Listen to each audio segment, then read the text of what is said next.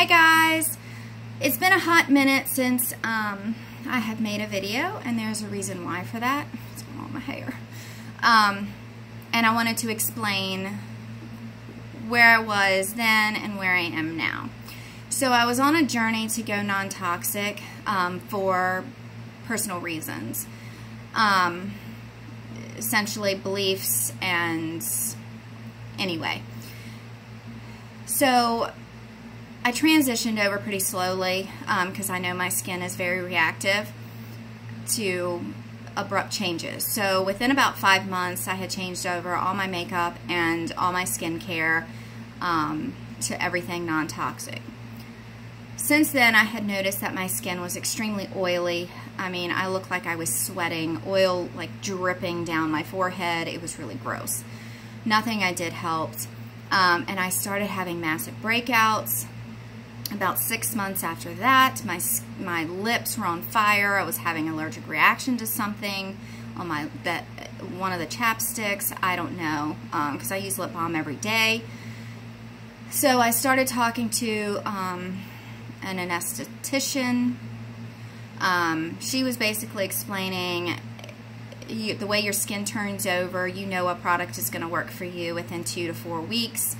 And if nothing I'm doing works, then give it up, try something else. So she was explaining that a lot of these non-toxic products have essential oils in it to, to take the place of those chemicals and preservatives. So there's a lot of essential oils, high amounts of them in these non-toxic products. That being said, she said I could be having a reaction to one or all of them. So she gave me a list of products to try that had the fewest essential oils in it that were considered non-toxic. So again, I gradually switched over to that. Within a couple of months, I was switched over. My skin was still extremely oily, and now with massive breakouts everywhere, and nothing could work. I had them on my cheeks, on my chin, forehead, everywhere. Nothing worked. I said, okay, enough with that. I went to a dermatologist. My lips were on fire. It was horrible. I was miserable. Anyway, so I went to a dermatologist. She essentially said the same thing. She said the non-toxic products, while it's a great thought process, again, has high amounts of essential oils in it, and a lot of people, they're irritants. They're irritants, they can cause breakouts, and they can really irritate your skin. They're not necessarily the best thing for it.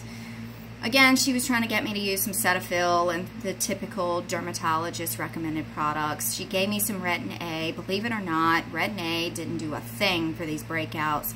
And she gave me a steroid cream for my lips, which was the only thing that cleared my lips up, believe it or not. So I finally gave up. I said, you know, I've had enough. My lips hurt, my face hurts, it's red, it's irritated. And I went back to good old Clinique, something I knew that worked. Within 2 weeks, my skin was less oily. It was back to normal. And within a month, I could tell my acne was clearing up, and I haven't had a problem since. While Clinique is not cruelty-free and they are full of chemicals, I am on an adventure to try and find cruelty-free versions of what I currently use from Clinique.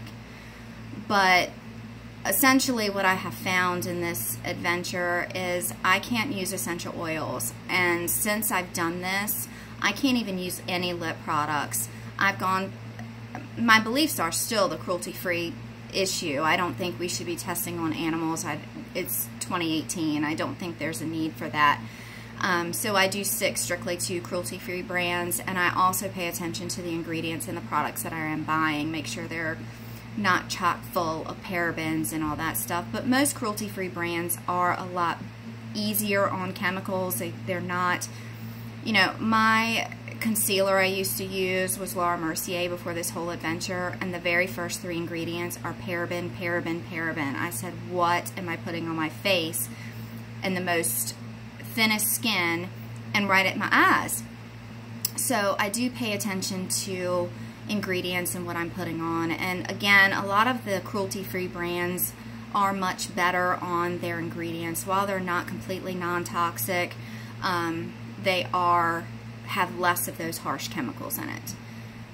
So that's more of my focus now than trying to stay 100% non-toxic, because I cannot use those essential oils. I have found I can't use anything with peppermint oil. My lips go on fire. I can't use anything with menthol.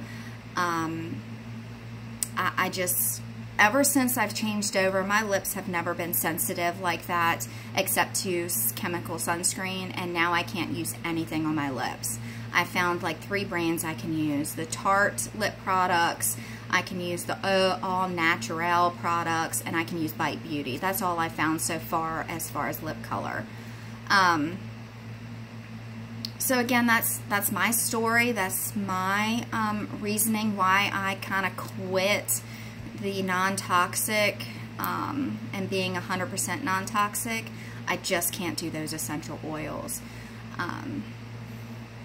You know, so I think that probably there's got to be a balance when you're talking about trying to live with less chemicals, cleaning products. What we ingest is, you know, probably more of an important focus for me than what I put on my face every day.